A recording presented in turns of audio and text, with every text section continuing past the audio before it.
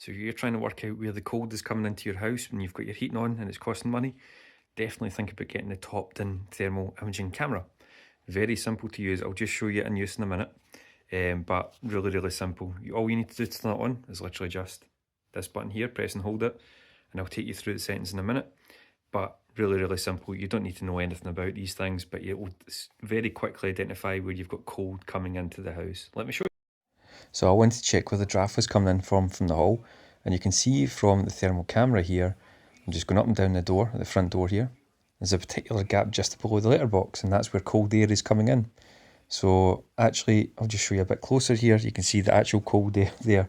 So if I put my hand under here, I can actually feel the cold draft. So it's a great way to identify where you've got cold gaps coming in. Just to show you some of the settings here as well, you can adapt the colours if you really want to within the thermal camera. You can also change things such as the, the temperature types. So for example, in the UK, we are more likely to use the Celsius rather than Fahrenheit. So I can go down and change that too.